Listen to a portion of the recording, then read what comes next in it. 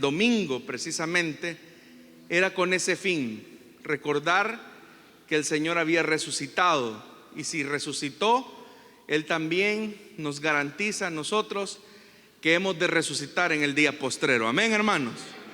Así que tenemos promesas eternas que no se acaban aquí en esta tierra, sino que se extienden hasta la eternidad. Amén. Y en esa confianza, hermanos, vamos a presentar ante Dios nuestras necesidades, nuestras peticiones de oración. Así que vamos a ponernos en pie y vamos a pedir también a Él nos pueda entregar su palabra en lo que intercedemos por nuestras necesidades. Vamos a orar entonces. Padre que estás en los cielos, Señor amado, te alabamos y te bendecimos porque nos das la misericordia de encontrarnos nuevamente contigo en este lugar, en la comunión de los unos con los otros. Señor, tu palabra nos ha demostrado que tú sigues siendo el mismo de ayer, de hoy y de siempre. Pero es la palabra viva, Señor, que se hace presente cada día en nosotros. No es simplemente lo que se queda en el papel, sino lo que nosotros mismos experimentamos, Señor, al ver tu misericordia. Amado Dios, esta mañana queremos pedirte que tú tengas misericordia de nosotros, que nos ayudes, Señor, a enfrentar las diferentes situaciones de la vida, los diferentes momentos que estamos atravesando, y nos ayude, Señor, a salir adelante. Sácanos adelante, Señor, en medio de nuestras necesidades, de nuestras aflicciones, de aquellas cosas, Señor, que nos preocupan. Señor amado, toma el control de nuestros problemas familiares, toma el control de nuestras necesidades físicas. Toma el control, Señor amado, de todas aquellas cosas que nosotros ya no podemos hacer. Las entregamos en tus manos, sabiendo que tú, Señor, puedes obrar en gran manera. Ahora, Padre, que nos vamos a acercar a tu palabra, conscientes de que no solo de pan vive el hombre, sino de toda palabra que sale de tu boca. Pedimos que tu Espíritu Santo nos ilumine, nos abra el entendimiento, y así, Señor, poder encontrar en ellas la respuesta. A ti, Señor, sea toda la gloria, a ti, Señor, sea toda la alabanza, en Cristo Jesús. Amén y amén. Amados hermanos, vamos a abrir la Biblia en el primer libro de Samuel y vamos a leer de este primer libro el capítulo número 2. Primer libro de Samuel, capítulo número 2. Vamos a leer a partir del versículo número 1 en adelante. Nos dice la palabra del Señor: Ana elevó esta oración: mi corazón se alegra en el Señor, en Él radica mi poder. Puedo celebrar su salvación y burlarme de mis enemigos. Nadie es santo como el Señor. No hay roca como nuestro Dios. No hay nadie como Él. Dejen de hablar con tanto orgullo y altivez. No profieran palabras soberbias. El Señor es un Dios que todo lo sabe, y Él es quien juzga las acciones. El arco de los poderosos se quiebra, pero los débiles recobran las fuerzas. Los que antes tenían comida de sobra se venden por un pedazo de pan. Los que antes sufrían hambre ahora viven saciados. La estéril ha dado a luz 7 veces, pero la que tenía muchos hijos languidece. Del Señor viene la muerte y la vida. Él nos hace bajar al sepulcro, pero también nos levanta. El Señor da la riqueza y la pobreza. Humilla, pero también enaltece. Levanta del polvo al desvalido y saca del basurero al pobre para sentarlo en medio de príncipes y darles un trono esplendoroso. Del Señor son los fundamentos de la tierra, sobre ellos afianzó el mundo. Él guiará los pasos de sus fieles, pero los malvados se perderán entre las sombras. Nadie triunfa por sus propias fuerzas. Volvemos a leer esa última frase que dice: nadie triunfa por sus propias fuerzas. Amén, hermanos. Tengan la bondad de sentarse, por favor.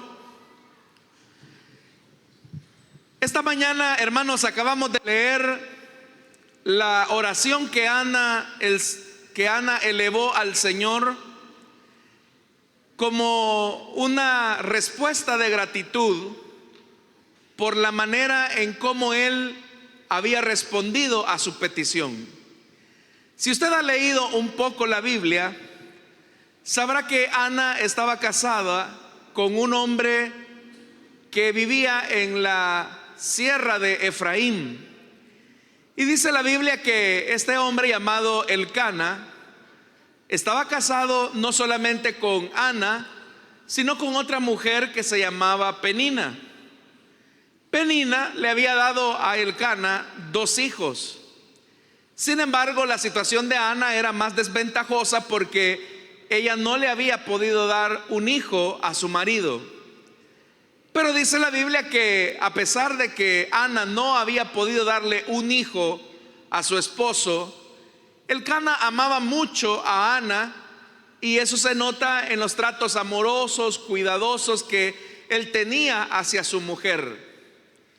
Sin embargo, hermanos, como solía ocurrir en cualquier relación politeísta como la que tenía Elcana, eso había generado una rivalidad entre Penina y Ana, al punto que dice la Biblia que Penina continuamente molestaba a Ana por su condición de esterilidad.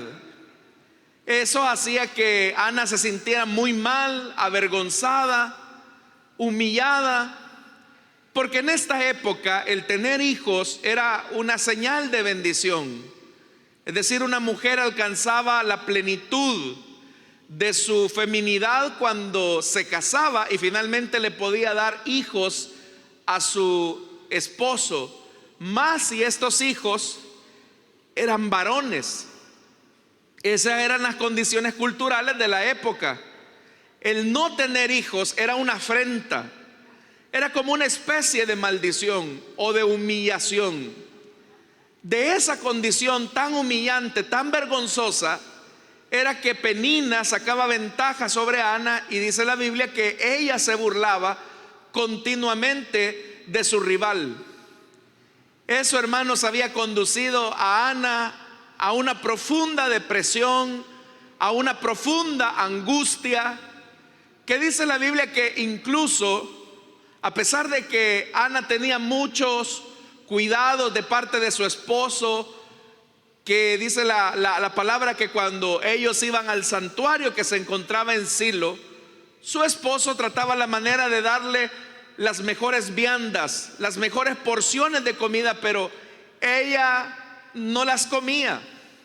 Y es que nadie puede comer, hermanos, cuando sabe que se siente humillado, se siente avergonzado, cuando las personas le ven de menos, cuando es algo, hermanos, que no es que aparece en un momento de la vida, sino que es una condición permanente, como lo era la esterilidad.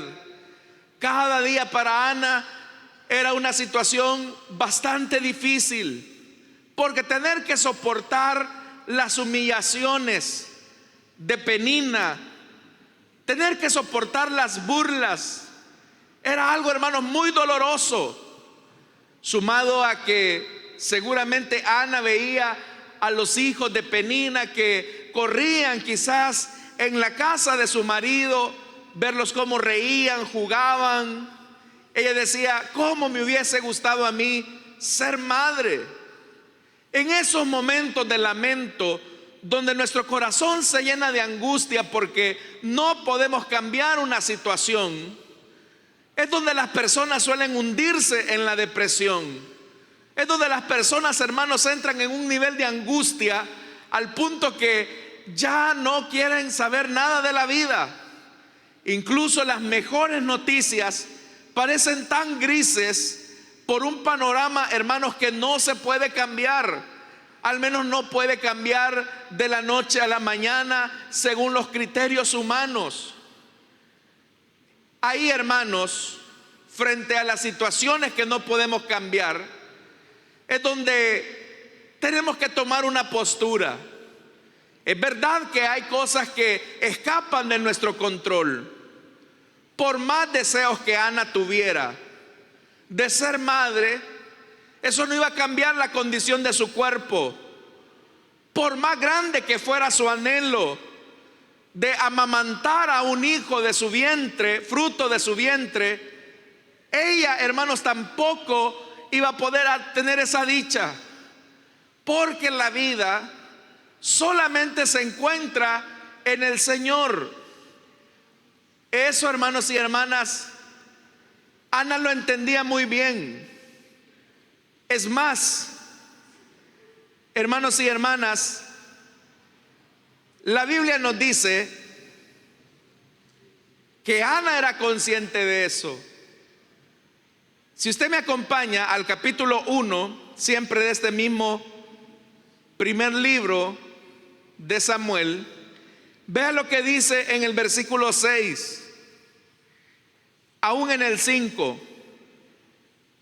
Dice que pero a Ana le daba una porción especial, es decir, la porción especial que su esposo le preparaba, pues la amaba. Y esto era consciente el Cana, a pesar de que el Señor la había hecho estéril. Oiga eso, el Cana sabía que Dios había hecho estéril a su mujer. Pero veamos lo que dice Ana, o qué pensaba Ana. Penina, su rival, solía atormentarla para que se enojara, ya que el Señor la había hecho estéril. Note eso. El esposo sabía que Dios la había hecho estéril. Su rival, Penina, sabía que el Señor la había hecho estéril. Y vea lo que dice en el 7. Cada año cuando iban a la casa del Señor sucedía lo mismo. Penina la atormentaba, la atormentaba. ¿Se puede imaginar eso, hermano? Burlarse de la condición de una persona que de por sí ya se encuentra triste. El Señor te hizo estéril. El Señor te cerró el vientre. El Señor no te ha dado hijos porque Él no quiere dártelos. Y eso era verdad. Ana lo sabía. Ana sabía que era el Señor el que había cerrado su vientre. ¿Y cómo nosotros, hermanos, vamos a adversar con una disposición que el mismo Dios ha colocado sobre nuestra vida? Ana era consciente que todo lo que le pasaba era el resultado de la soberanía de Dios. Dios es soberano, y era cierto, Dios no le había dado la bendición de la maternidad. Pero de eso, hermanos, ¿cómo interpretaba Ana las cosas? Es lo determinante ante la vida. Porque en el caso del Cana, eso lo movía a actuar con Ana en una respuesta compasiva. Es decir, el Cana decía: bueno, el Señor ha querido que mi mujer sea estéril, la voy a tratar con mucha compasión. Pero el problema, hermanos, es que cuando se trata a una persona con compasión, uno debe de tener el cuidado de que la persona no perciba que nosotros la estamos tratando con lástima. Y a veces, hermanos, aún con todos los cuidados que una persona pueda tener con alguien, esa persona puede interpretar aún el mejor gesto de amor y de misericordia como un gesto lastimero. Entonces, aún esos gestos de misericordia, aún esos gestos compasivos que su marido tenía hacia ella, Ana los interpretaba como sentimientos lastimeros. ¿Y a quién de nosotros nos gusta que las personas nos tengan lástima?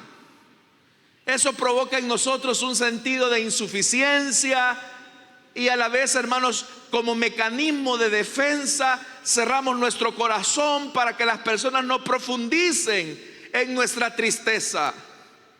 Nos presentamos, hermanos, como personas inaccesibles, como personas que no nos gusta tocar ciertos temas porque preferimos que las personas los ignoren, ya que eso nos lastima.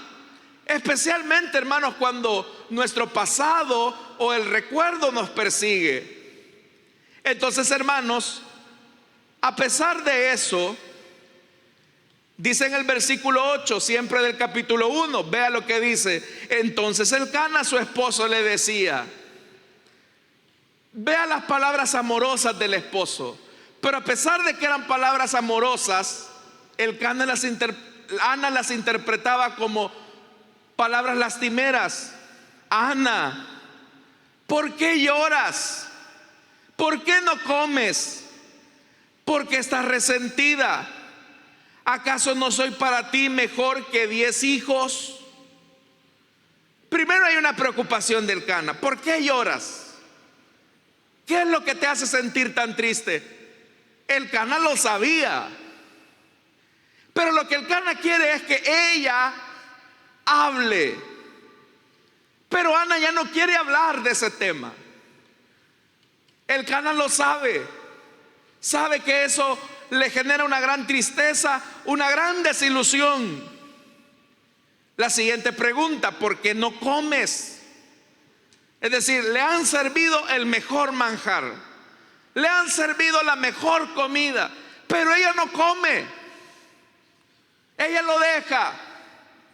Y podemos ver quizás la mirada de Penina, como mirándola con desprecio. A ti te sirven la mejor comida, pero te la sirven por lástima.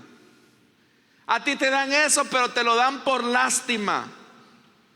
Y Ana no quería comer. Y dice más: ¿por qué estás resentida? ¿Y cómo no lo iba a estar? Si su rival, la otra mujer que compartía con su marido, la estaba haciendo sentir mal, ¿cómo no iba a estar resentida? Pero no solamente era un resentimiento hacia esa mujer. Uno puede intuir que también el resentimiento era hacia Dios, porque era el Señor el que la había hecho estéril. Y como le repito, ¿quién va a adversar contra el Altísimo? Si el Señor ha dicho no, ¿quién se va a atrever a decirle sí? Entonces dice la última pregunta: Ana, tú ves mi preocupación, tú ves mi amor, tú ves mis actos de bondad. Y en la pregunta dice: ¿acaso no soy para ti mejor que 10 hijos? Elcana no le estaba demandando hijos a Ana, claro que los quería. Si a Elcana le preguntaran: ¿y tú quieres tener hijos de tu mujer? Claro que sí. Pero Elcana es consciente que el Señor le ha cerrado el vientre a esta mujer.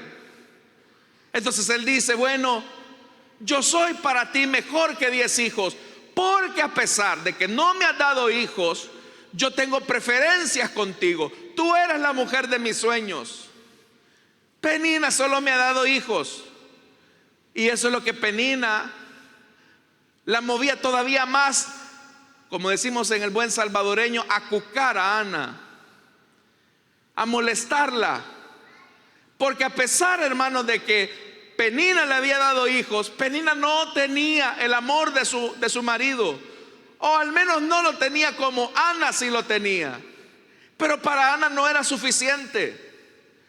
A veces, hermanos, podemos tener las mejores comodidades, a veces podemos tener las mejores condiciones, a veces podemos tener las mejores, sí, comodidades, estilos de vida, lo que sea, los mejores triunfos, los mejores éxitos, los mayores logros.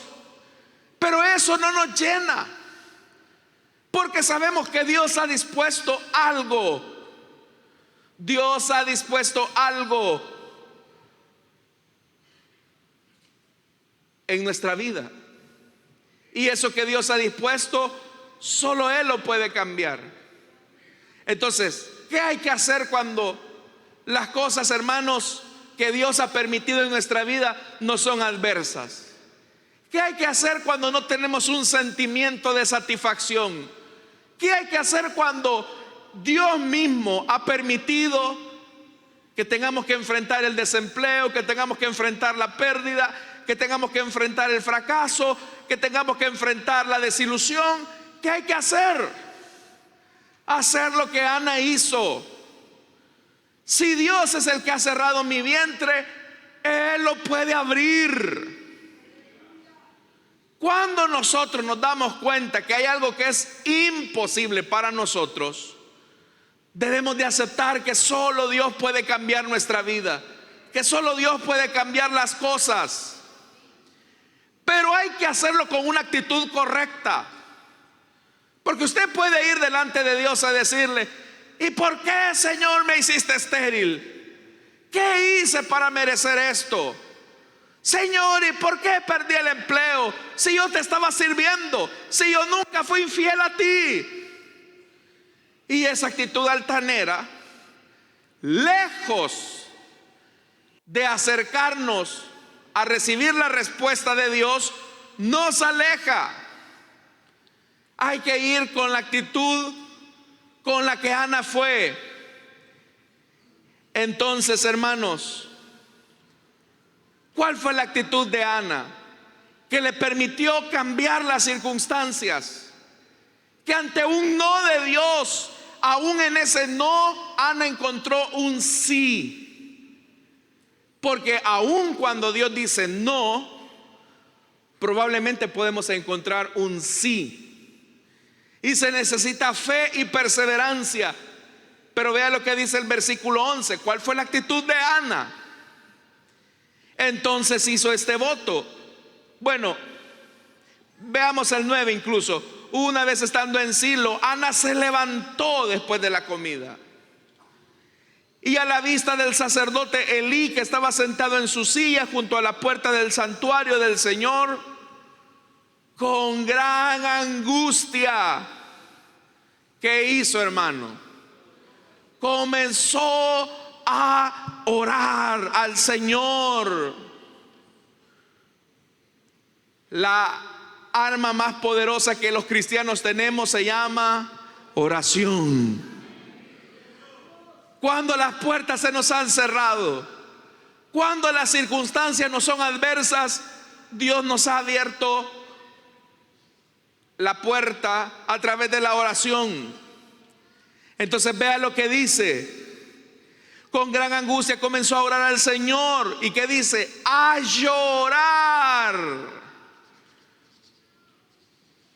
Ana no le importó, es cierto, ahí estaba el sumo sacerdote, pero no le importó, comenzó a llorar. Y aquí viene la respuesta de Ana. Esta es la respuesta de Ana ante la aflicción. Esta es la respuesta de Ana ante la imposibilidad. Esta es la respuesta de Ana ante la incapacidad humana. Verso 11. Entonces hizo este voto: Señor. Y me gusta cómo comienza esto, porque Ana está reconociendo que Dios es Señor. Él decide. ¿Y qué era lo que Dios había decidido hasta ese momento en la vida de Ana? Esterilidad. Pero no se queda hasta ahí.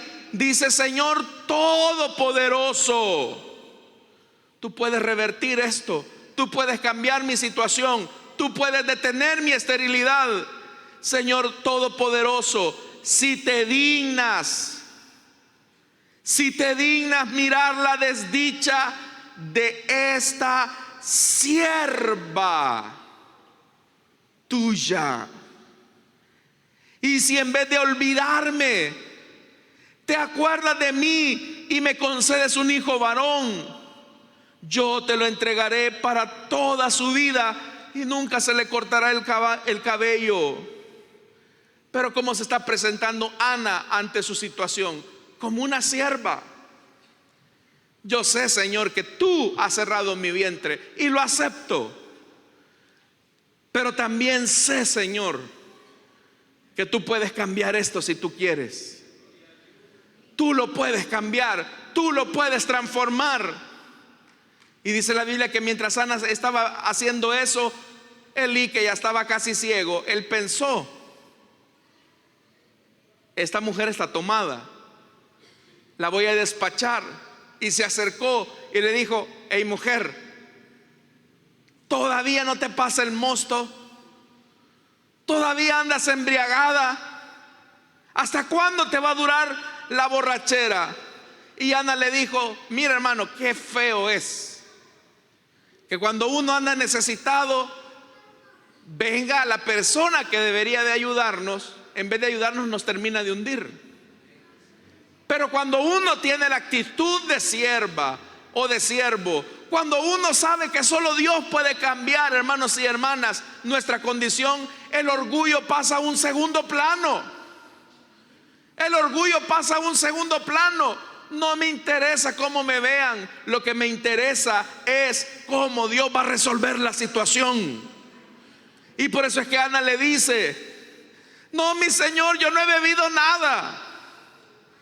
Yo solo he venido a desahogarme delante del Señor. No me tome usted por una mala mujer. Yo he estado pasando todo este tiempo en oración, porque le he pedido algo al Señor. Y Dios le respondió: está bien, mujer, vete en paz. Que el Señor te conceda lo que le has pedido. Pero aquí viene lo importante. Con esa respuesta,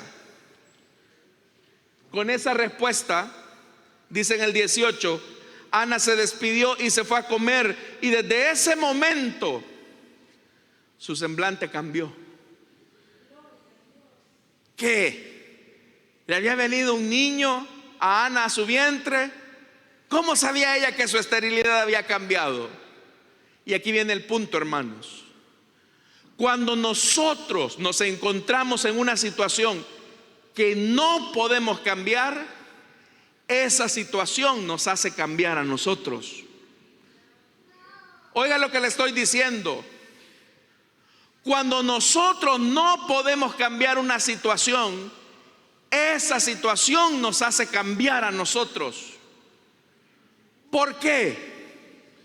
Porque es ahí, hermanos, donde nuestra actitud hacia Dios es la actitud de siervo, que depende de Él, y donde hay un reconocimiento pleno de que Dios tiene el control de nuestra vida. Entonces, frente a las cosas que no podemos cambiar, esas cosas nos van a cambiar a nosotros en nuestra actitud. Dígame si no cambió la actitud de aquella mujer que tenía flujo de sangre, que dice la Biblia que había gastado todo lo que tenía en médicos. Al principio, cuando fue al primer médico, ella dijo: bueno, con que vaya donde este médico, yo sé que él me va a recetar algo bueno y se me va a quitar la hemorragia. Y fue con el primer médico, con la confianza en el hombre, y no pasó nada. Pero por ahí la doña Conchita le dijo a la mujer: mire, es que ese médico no sirve, el otro es bueno. Y iba donde ese otro en la confianza de que ese hombre le iba a sanar, le iba a dar algo para su dolencia. Pero en esa actitud de buscar una respuesta hay una posición de orgullo. Yo tengo las cosas a mi control, yo tengo dinero para pagar el médico, yo tengo el dinero para costearme las medicinas, y eso me va a dar la respuesta. El problema es que en la medida en que iba de médico tras médico, de médico tras médico, la Biblia dice que la situación iba empeorando. Cuando ella se dio cuenta que lo había gastado todo, que ella había ido con todos los médicos, con todos los matasanos de su época, con todos los curanderos, y ninguno le había dado la respuesta, ella se dio cuenta yo no puedo cambiar esta situación, pero escuchó de Jesús. Y ante la imposibilidad de algo que ella no podía cambiar, eso cambió su actitud. Y le dijo: si yo tan solo tocare el borde de su manto, seré sana. Pero vea, lo imposible cambió su actitud. Entonces, hermanos, cuando usted se encuentre en un área de su vida donde usted no puede cambiar las cosas, donde ya, hermanos y hermanas, las respuestas todas son negativas y ya las cosas salieron de su control, ha llegado el momento en que eso imposible comience a labrar su actitud y dar el paso de fe, de humillarnos delante de Dios y decir: Señor, me pongo en tus manos. Yo sé, Señor, que tú has permitido todo esto en mi vida, pero sé también que tú tienes el poder de cambiarlo. Sé que tú también tienes la misericordia para hacerlo. Y ahí el poder de Dios se manifiesta, hermanos.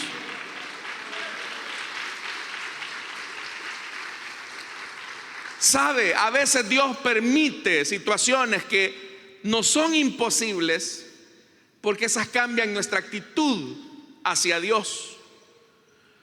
No es lo mismo orar cuando todo está bien que cuando estamos en aflicción. Y eso Ana lo sabía. Pero ¿qué hizo Ana ya cuando su actitud cambió hacia Dios? Hermano, le cambió el semblante. Y allá estaba Penina, estéril, estéril. No hay hijos, no hay hijos. Pero ya Ana, esas palabras no le perjudicaban su ego. Eso ya a Ana no le afectaba, porque ahora ella entendía completamente que su vida descansaba en el Señor.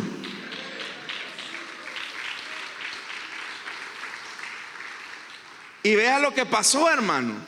Mire que tanto le cambió el semblante. Al día siguiente madrugaron. Después de adorar al Señor, volvieron a la casa. Y algo pasó. Aquí la Biblia lo dice de una forma muy educada, pero dice en el verso 19: luego Elcana se unió a su esposa Ana. O sea que cuando regresaron, hermano, del culto, Ana hizo lo que tenía que hacer. Se puso bonita para su esposo y lo demás se lo dejó a su imaginación. Pero Dios hizo el milagro porque su actitud cambió. Ana dio el paso de fe. Y mire lo que pasó, hermanos. El Señor se acordó de ella. El Señor se acordó de ella. El mismo Dios que le había hecho estéril, ahora el Señor la está haciendo madre. Pero no de cualquier hombre, sino de Samuel, el profeta, el juez, el sacerdote. Dios le dio a Ana muchísimo más de lo que ella esperaba, porque así de grande y misericordiosa es la respuesta de Dios cuando nuestra actitud cambia. Por eso es que hemos leído la oración de Ana. ¿Cómo comienza esa oración? Leámosla. Mi corazón se alegra. ¿En qué? ¿En los hijos? No. Mi corazón se alegra en que finalmente mi sueño de ser madre se cumplió. No, mi corazón se alegra en el Señor. Por eso es que la Biblia nos dice: deleítate asimismo en el Señor. ¿Y qué dice? Y Él te concederá las peticiones de tu corazón. Es tener deleite en el Señor. Primera actitud que tiene que cambiar cuando las cosas no son imposibles, cuando las cosas no las podemos cambiar. Deleites en el Señor. Porque a veces nuestros estados de ánimo, y es normal, hermano, yo no lo culpo, todos nos encontramos en esa misma situación. Nuestros estados de ánimo cambian de acuerdo a las circunstancias. Pero la primera lección que Dios desea que aprendamos esta mañana es que nuestros estados, hermanos, deben de descansar en la alegría de que tenemos a un Dios grande que controla cada aspecto de nuestra vida. Por eso dice: mi corazón se alegra en el Señor, en Él radica mi poder. Puedo celebrar su salvación y burlarme de mis enemigos. Y dice el 2: nadie es santo como el Señor, no hay roca como nuestro Dios, no hay nadie como Él. ¿En qué está poniendo Ana su esperanza? En el Señor. Entonces, hermanos, cuando has perdido el empleo, cuando ya todos aquellos que te dijeron que te iban a ayudar no te han colocado, cuando el médico te dijo ya no hay más opciones para esta situación que usted está viviendo, cuando, hermanos y hermanas, el esposo o la esposa se ha ido del hogar y nos ha dicho que ya no va a regresar nunca más, no perdamos el gozo, porque hay un Dios que controla cada aspecto de la vida de nuestra familia, y Dios puede cambiar esas circunstancias. Dios puede transformarlas, porque nadie hay como el Señor. Por eso dice el 3: dejen de hablar con tanto orgullo y altivez, no profieran palabras soberbias. El Señor es un Dios que todo lo sabe y Él es quien juzga las acciones. Segunda lección que tenemos que aprender cuando las cosas se nos vuelven imposibles, hermanos y hermanas, es que Dios no se ha olvidado de nosotros. Porque para Ana, y lo leímos en la oración: si te acuerdas de mí, Señor, si te dignas. En la mente del Señor, Ana estaba presente.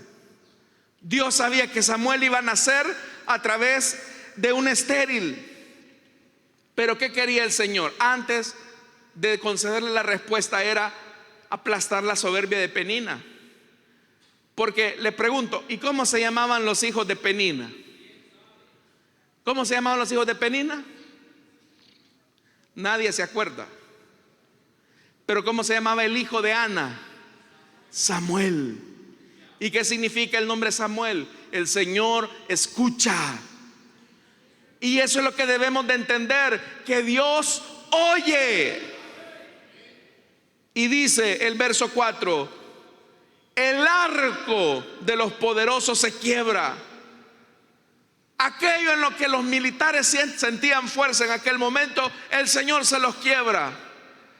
Pero los débiles recobran fuerzas. Eso fue lo que le pasó a Sansón cuando estaba en el templo de Dagón. Ese hombre estaba débil, pero cuando ese hombre buscó al Señor, de lo alto vino la fuerza necesaria para derrotar a sus enemigos. Cuando nuestra fuerza ha llegado a su límite y sentimos que los enemigos nos aplastan, no olvidemos, hermanos, que el Señor es nuestra fortaleza y nuestro pronto refugio en el día de la aflicción.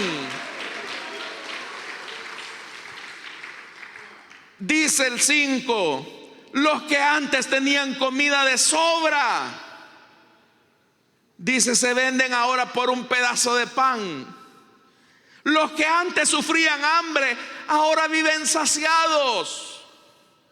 Nosotros decimos: la vida da vueltas, y eso es cierto. Pero ¿quién es el que le da vueltas a la rueda de la vida? Es el que está sentado en el trono. Entonces, si ahora usted lo han visto de menos, si ahora usted lo ven como una poca cosa, no se olvide quién está de su lado. Si ahora nos toca pasar un momento de aflicción donde ni siquiera tenemos, hermanos, para sustentar nuestra hambre, no olvidemos que el Señor va a cambiar esa situación. Y dice más: la estéril ha dado a luz 7 veces, pero la que tenía muchos hijos ahora está languideciendo. Es que, hermanos, qué bendición fue para Ana cuando le llegaban a decir: Ana, tu hijo escucha al Señor. El Señor se le apareció en la tienda de reunión. Ana, tu hijo ahora es el sucesor de Elí. Ana, tu hijo ahora profetiza. Ana, tu hijo es el que va a ungir al primer rey de Israel.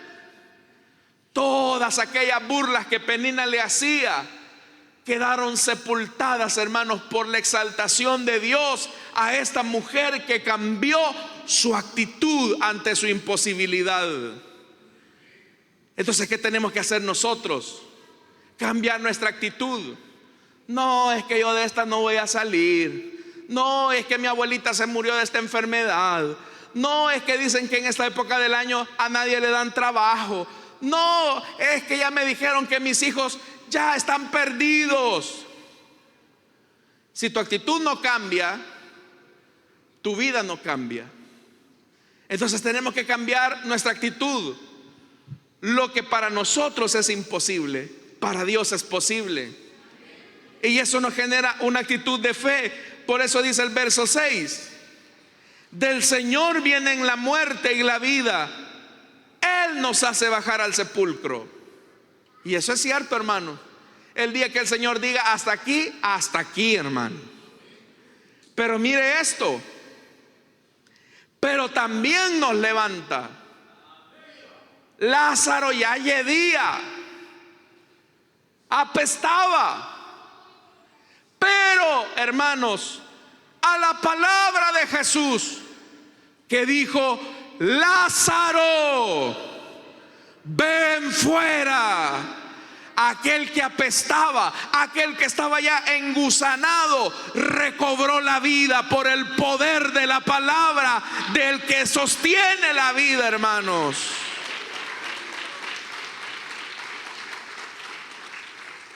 Entonces dígame, ¿qué es imposible para Dios?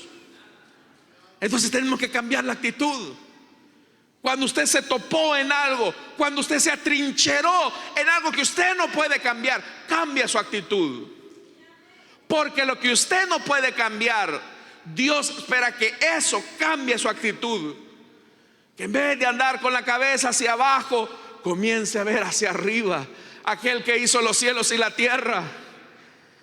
Dice el verso 8: levanta del polvo al desvalido y saca del basurero al pobre. Me gusta esta versión, hermanos.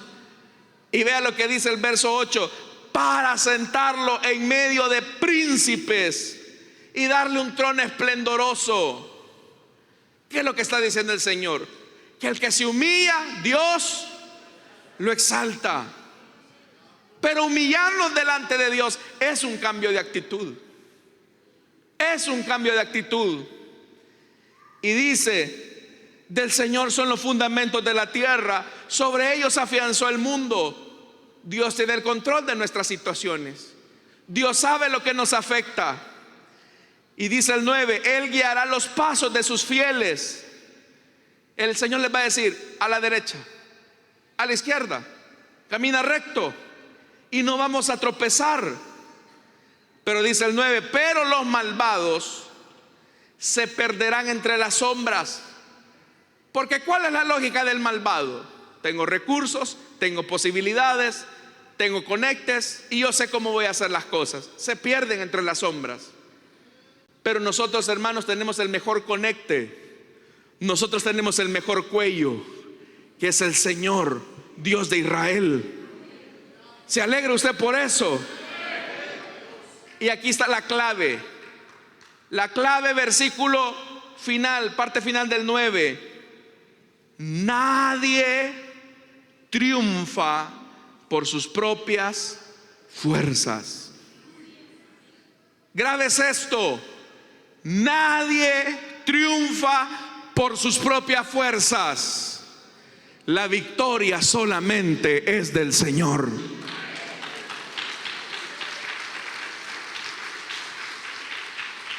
Así que si la fuerza se le acabó, si ya no hay solución, si ya las puertas están cerradas, si ya le dijeron que a usted que por su situación esto es por gusto, cambie su actitud. Dios tiene el control de cada aspecto de su vida. Amén, hermanos. Dios lo puede hacer. Dios puede obrar. Esta mañana quiero invitarle entonces a cerrar sus ojos. Y vamos a confiar en Dios, en su poder. Pero antes de hacer la oración, quiero hacer una invitación para aquellas personas que desean entregarle su vida a Cristo. La respuesta de Ana fue un cambio de actitud. La respuesta de Dios fue una respuesta de victoria frente a lo imposible. Son respuestas encontradas. Esta mañana habrá alguien que desea entregarle su vida a Cristo o que quiera reconciliarse. Le invito para que en el lugar donde está se pueda poner en pie. O si usted desea reconciliarse también con el Señor, le invito para que se ponga de pie. Ahí habrá un hermano, una hermana que va a orar por usted. ¿Habrá alguien? ¿Habrá alguien esta mañana? Venga, queremos orar por usted. Si usted siente que hay un aspecto en su vida que las cosas han salido de control, es para que se dé cuenta que usted solo no puede lograrlo. Es para que su actitud hacia Dios cambie y reconozca que por su propia fuerza nadie ha obtenido la victoria. Esta mañana hay alguien que quiere entregarle su vida a Cristo o desea reconciliarse. Póngase en pie. ¿Habrá alguien? Hágalo. Vea que para Dios no hay nada imposible. Vea que el Señor puede obrar en nuestra necesidad.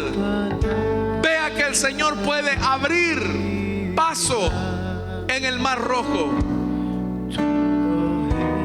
¿Hay alguien que quiere entregarle su vida a Cristo o desea reconciliarse? Póngase en pie.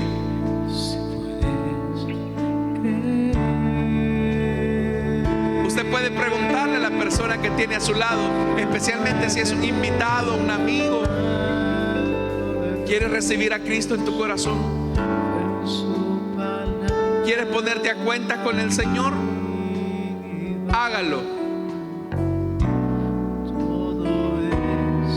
Estoy a punto de cerrar esta invitación, pero si hay alguien que desea entregarle su vida al Señor, le invito para que tome esta decisión. Cuando Ana sabía que no podía cambiar su condición de esterilidad, ella cambió su actitud frente a Dios.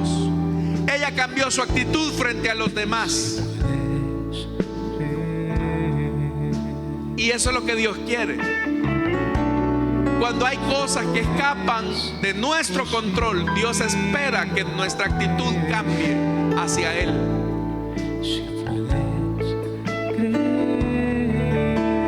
Vamos a orar ya.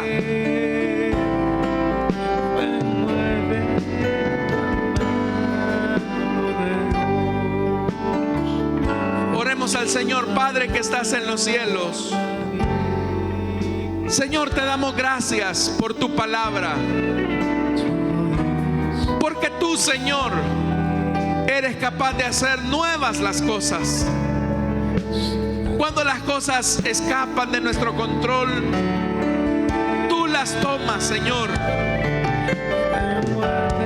Y gracias porque frente a lo imposible, tú cambias nuestra actitud. Ayuda a mis hermanos para que la esperanza que no avergüenza les mantenga firmes en el día de la aflicción, para que cuando las burlas vengan, ellos se recuerden que tú eres el Dios que puede cambiar nuestras circunstancias. Señor, bendice en esta hora a tus hijos, dándoles la respuesta que ellos tanto necesitan. Señor, dale la respuesta. Yo no sé qué es lo que usted está atravesando esta mañana en su matrimonio, con sus hijos, en su economía, en su salud.